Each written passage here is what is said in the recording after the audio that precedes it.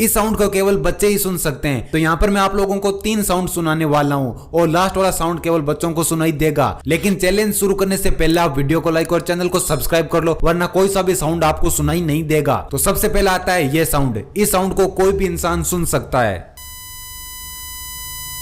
अब आता है ये साउंड। इस साउंड को केवल वही लोग सुन सकते हैं जिनके कान काफी अच्छे से काम करते हो।